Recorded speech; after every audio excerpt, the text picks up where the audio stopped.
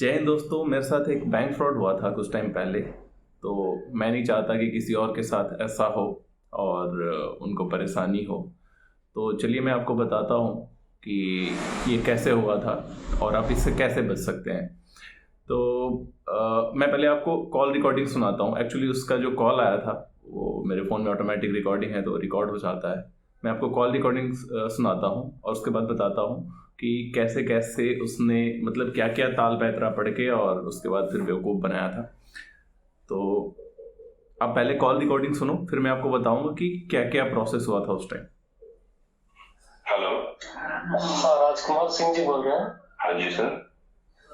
Sir मैं रतन बोल रहा हूँ, state bank of India technical department से। आपका अकाउंट संख्या जो है 2021228627 ये जो आपका सेविंग अकाउंट चलता है सेक्टर 14 रोहिणी न्यू दिल्ली में। जी। आपने सर प्रेजेंट में अभी आपने 49,999 रुपीज का आपने 2 बार ऑनलाइन ट्रांजेक्शन किया हुआ सर। 49,000 का? हाँ, 49,999 रुपीज का। ये टाइम हो गया सर इसका। हाँ, ये अभी आज कल में नहीं किया मैंने सर। आज के डेट में हुआ आपका? नहीं, ऐसा नहीं है। ये जो आपने सर पैसा डिपॉजिट किया है किसी श्रीवास्तव के नाम में, नवीन श्रीवास्तव के अकाउंट में आपने डिपॉजिट किया हुआ है। तो मैंने डिपॉजिट किया है। हाँ, ये पैसा आपने किया है कि नहीं किया सर?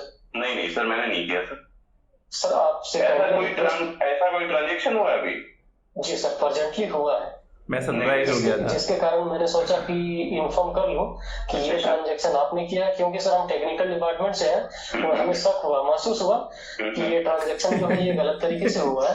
तो अगर आपने किया हुआ है तो कोई बात नहीं, अगर आपने नहीं किया तो सर काइंडली आपसे रिक्वेस्ट है मेरा कि आप चेक कर लीजिए, क्योंकि मैं तो सर आपको गलत भी इंफॉर्मेशन दे सकता हूँ, मैं गलत हो सकता हूँ या फिर आप गलत हो सकते हो। कितना ईमानदार बन रहा है ये। मेरा ये रहेगा कि सर्वप्रथम सर आप अपने अकाउंट का बैलेंस चेक कर लो कि आपने आपके अकाउंट से कटा है कि नहीं कटा है, और किसी नवीन श्रीवास्तव को आप जानते हैं कि नहीं जानते हैं।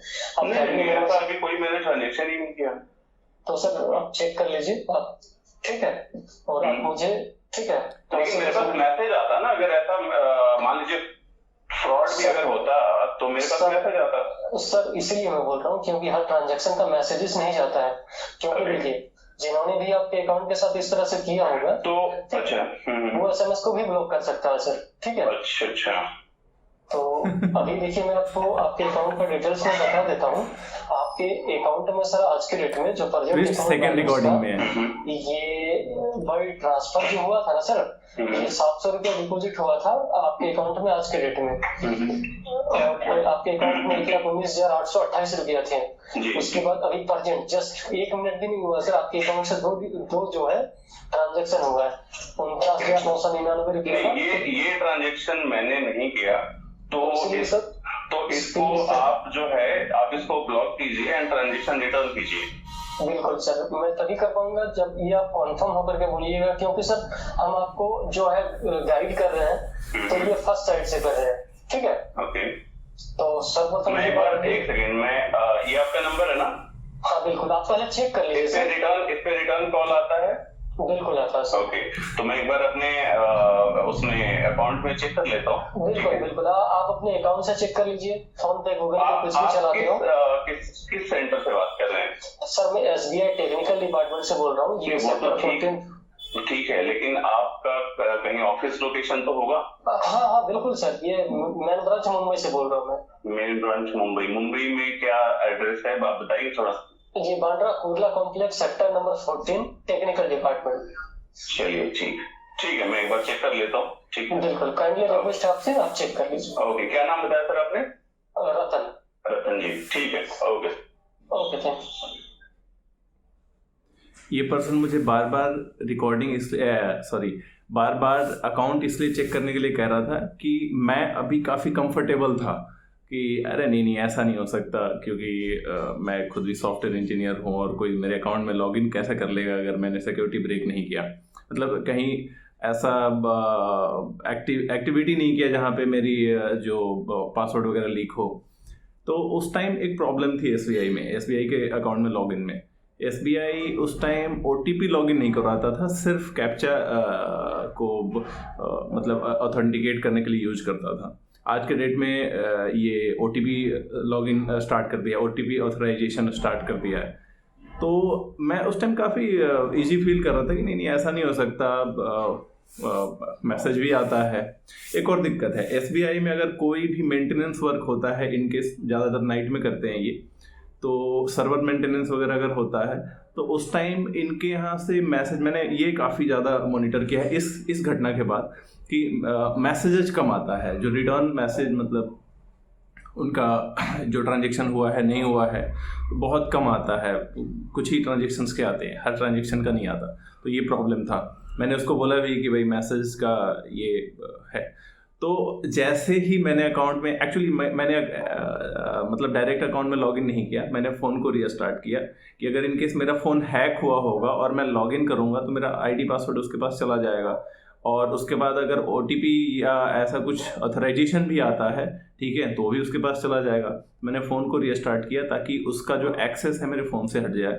उसके बाद जिस फ़ोन पे मेरा सिम मतलब बैंक अकाउंट में लिंक था, उस सिम को मैंने डिसेबल किया, दूसरे सिम को ऑन किया, और ऑन करने के बाद फिर उससे मैंने नेट स्टार्ट किया। स्टार्ट करने के बाद गूगल क्रोम में इनकॉग्निटो मोड में जा करके और फिर अकाउंट में मैं एक्सेस कर रहा हूँ, इतनी सिक्योरिटी मैं कर रहा हूँ। तो जब लॉगिन किया, लॉगिन करते ही देखा कि अकाउंट 0, और उसके अंदर 3 ट्रांजेक्शन हुआ था, एक मतलब 2 ऑलमोस्ट 49,999 का ऐसे था, 2 ऐसा, और एक BCR का ट्रांजेक्शन था। तो ये देख करके मेरा दिमाग ख़राब हो गया। भाई ऑब्वियस सी बात है, 1,20,000 रुपये कम थोड़ी ना होता है। तो इतना बड़ा ट्रांजेक्शन था, मैं घबरा गया। तो अब ये सामने से कॉल करके कह रहा है, मेरे माइंड में चल रहा था मैंने कि ये कहीं, अब मेरे माइंड में फ्रॉडनेस का चल रहा था कि ये भी फ्रॉड हो सकता है।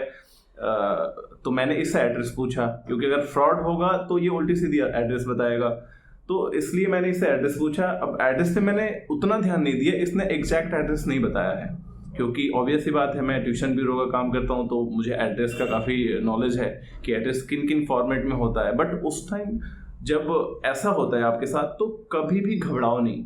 आपके पास अगर कॉल आती है ऐसी, कभी भी मत घबराओ, इजी फील करो, ठीक है, और चीज़ों को सोच समझ के काम करो। मैंने आगे सोच समझ के काम किया है, ठीक है। देखते हैं आगे सेकंड रिकॉर्डिंग में क्या होता है। हेलो हेलो, हाँ जी जी सर, ये तो पूरा ट्रांजेक्शन, पूरा अकाउंट ही खाली हो गया सर। ये तो मैं पागल हो गया था उस टाइम सुन के। मैंने तो चेक किया होगा कि आपके पास जो है नोटिफिकेशन गया होगा 49 का, फिर हो गया क्या? कितना बोला बंदा है?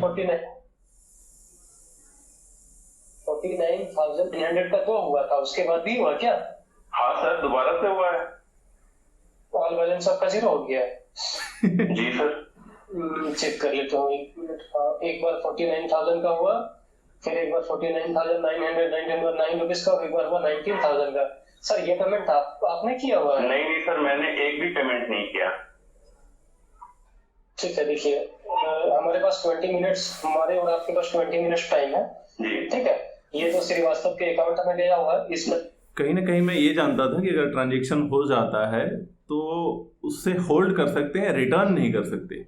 कोई भी रिटर्न नहीं कर सकता, उसके लिए एप्लीकेशन देना पड़ेगा बैंक में, और काफ़ी लंबा प्रोसेस है अगर आप आज की डेट में अगर जाते हैं। बट स्टिल एक लगता है ना कि होप है कि चला गया है, तो क्योंकि अगर किसी ऐसे के अकाउंट में चला गया है जो कि फिर आगे फर्दर निकाल ले, तो फिर वो आपका अकाउंट कैसे रिटर्न, आपका अमाउंट कैसे रिटर्न होगा। तो एक होप था कि शायद ये रिटर्न कर दे। अभी आप देखो, सुनो क्या क्या होता है। ऐसा को सर्वप्रथम मैं होल्ड कर देता हूँ, और ये जो आपका पैसा कटा हुआ है इसको मैं रिकवरी कर देता हूँ, ठीक है। और रिकवरी करने के लिए सर आपके पास जो है 2 से 3 मैसेजेस मिलेगा, आप चेक कर लीजिएगा, ठीक है। लाइन मेरा ये मैसेज चेक करने की बात कर रहा है, ठीक है। आप देखना ये क्या खेल खेलेगा आगे। ये रिटर्न आ जाएगा अमाउंट? बिल्कुल आ जाएगा। टाइम से पहले आपने मुझे कॉल किया होगा। ये जो है, कहीं आपने तो नहीं किया? ये भड़क गई इसके बाद। क्या लगता है सर कि हम कर सकते हैं? अब तो मैं क्या कहूँ कि मेरे लिटरली लगी हुई थी उस दिन। नहीं, आप प्रोसेस कीजिए, लेकिन एक चीज सर्वप्रथम आपसे इसको, जब मैं इसको बहुत गंदी गालियां देता, लेकिन अब वही है कि पता नहीं चला कि मतलब यही था, और बाद में मुझे पता चला कि ये था। क्लियरनेस कर लीजिए, क्या लगता है कि मैं करके आपको मैं ही इन्फॉर्म कर देता? अगर मैं आपका पैसा ले लेता तो फिर मैं ही आपको इन्फॉर्म करता। देखिए पैसा तो चला गया है, अब मैं उसको जाऊंगा अभी, मैं कंप्लेन करूंगा इसके अगेंस्ट, इसमें भी SBI में भी, ठीक है? बिल्कुल बिल्कुल बिल्कुल आप कर सकते हैं। हाँ। लेकिन सर मुझे ये चीज बहुत खराब लगा। देखिए सॉरी इसके लिए सॉरी, लेकिन ऐसा फ्रॉड बहुत एंड तक जरूर देखना, एंड तक जरूर सुनना इस वीडियो को, नहीं तो फिर लग सकती है आपकी भी। डिटेल्स तो ये कैसे हर इंसान यही बोलता है, लेकिन जो होता है मुझे ज्ञान दे रहा ठीक है कि आपने ऑनलाइन जो है कुछ किए होंगे तभी आपका जो है कुछ हुआ है, लेकिन ये इंसान को तब समझ में आता है जब उनके अकाउंट से कुछ छेड़खानी होता है, कोई थर्ड पार्टी यूज करता है, तब उनको समझ में आता है। जब हम उनको कॉल करके इन्फॉर्म करते हैं तो हर इंसान का सर यही एक डायलॉग होता है कि मैंने तो कुछ नहीं किया है।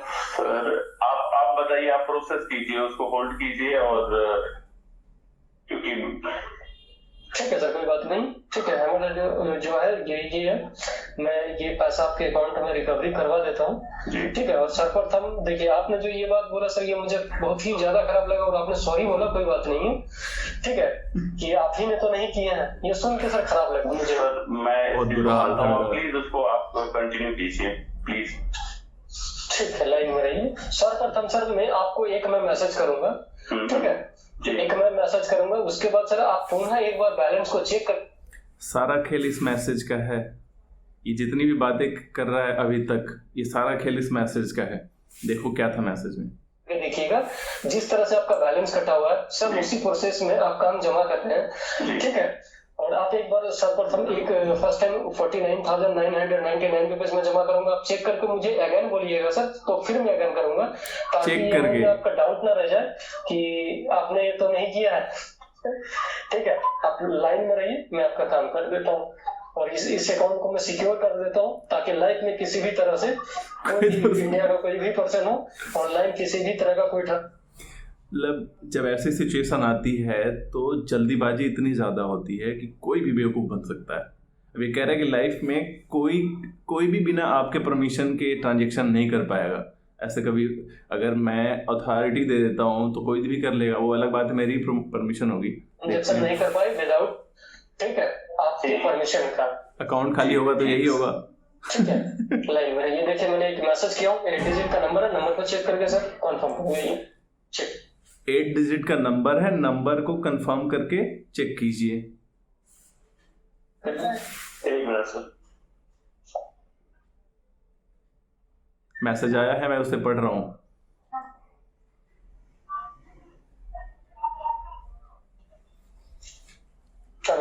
अभी जस्ट किया हूँ। Dear customer, OTP to close ESTDR account ending। Number बोलिए सर। नंबर बोलिए। ये तो मेरा अकाउंट है, OTP था सर, ये श्रीवास्तव का अकाउंट है, जिस अकाउंट से आपके पास इसमें लिखा हुआ है dear customer OTP to close ETDR sir hello, ES के बाद OTP था तो वो मैंने पढ़ा नहीं। एक सेकंड रुकिए, मैं OTP नहीं बताया मैंने उसे। दोबारा से कॉल करता हूँ, एक मिनट रुकिए, मैं आपको दोबारा से कॉल करता हूँ। सॉरी। अब यहाँ पे क्या हुआ कि उसने एक्चुअली क्या किया है, इस फ्रॉडर ने, ये फाइनल कंक्लूजन है, इस फ्रॉडर ने मेरे अकाउंट में लॉगिन किया, और ऑब्वियस सी बात है किसी न किसी ने इसको लॉगिन आईडी दिया, उसके बाद ही लॉगिन किया है। SBI में दो लॉगिन आईडी और पासवर्ड होता है, एक तो होता है जो कि अकाउंट में लॉगिन के लिए, और एक होता है प्रोफाइल लॉगिन के लिए। अगर कुछ अकाउंट के अंदर कुछ चेंजेस करना होता है या फिर कुछ एक्स्ट्रा मतलब कि फीचर वगैरह कुछ चेंजेस करना होता है या कुछ ऐड करना होता है, ठीक है, तो उसमें प्रोफाइल लॉगिन आईडी पासवर्ड की ज़रूरत पड़ती है। इसके पास दोनों था। अगर मान लो कि मैं वो जो प्रोफाइल लॉगिन आईडी और पासवर्ड होता है वो कोई भी, मुझे लगता है कि जो भी नेट बैंकिंग करता होगा साल में कोई 1 या 2 बार यूज करता होगा, तभी जा करके वो मतलब बहुत ही फ्रिक्वेंटली यूज नहीं होता है। जो अकाउंट में लॉगिन है वो फ्रिक्वेंटली यूज होता है। अब इससे ये पता चलता है कि कोई SBI के अंदर का ही बंदा था जिसने मेरी लॉगिन आईडी पासवर्ड, अब वो हो सकता है कि जो मेंटेनेंस कर रहा है, सर्वर की मेंटेनेंस कर रहा है, उनके पास सारी डिटेल्स होती है, हर एक लॉगिन आईडी और पासवर्ड होता है, ठीक है। तो ऑब्वियस सी बात है वहाँ पे उस समय सिक्योरिटी नहीं था। या फिर ये हो सकता है कि बैंक ब्रांच में कोई भी लॉगिन करके और उसकी मतलब कि लॉगिन करके और वो इजीली डिटेल्स निकाल सकता है। तो यहाँ पर था। अब ओवरऑल मैटर क्या था कि ये मेरे अकाउंट में लॉगिन किया, लॉगिन करने के बाद एक क्या तीन fix deposit, online fix deposit इसने बनाया किसी और के अकाउंट में। और फिक्स डिपॉजिट को ब्रेक करने के लिए, यानी कि उसको मनी में कन्वर्ट करने के लिए इसको OTP की रिक्वायरमेंट थी। और वो OTP उसने मुझे कहा कि ये अगर आप बता दोगे, मैसेज पढ़ के बता दोगे, तो आप कंफर्म कर लो, 8 डिजिट का नंबर आपने सुना ही है, अगर ये बता दोगे तो आपका ये जो पैसा है वो रिवर्स आ जाएगा, जबकि ये पैसा चला जाता। तो उस समय मैंने OTP का जैसे ही, मैंने पहले ही माइंड में ठान लिया था कि इसको OTP नाम की कोई भी चीज़ तो मैं नहीं दूंगा। जैसे ही बात होनी है स्टार्ट हुई दूसरी बार, जब कॉल डिस्कनेक्ट करके दोबारा मैंने लगाया कि OTP अगर ये डिमांड करेगा तो मैं इसे दूंगा नहीं। और देखो वो कह रहा है कि आप मैसेज पढ़ो। जैसे ही मैं पूरा मैसेज पढ़ता तो कॉल रिकॉर्डिंग होती है उनके यहाँ, वो फटाफट OTP जो भी है वो उसमें इनपुट कर देता और उसके बाद फिर मेरे पैसे चले जाते। तो उसका ये ट्रिक था।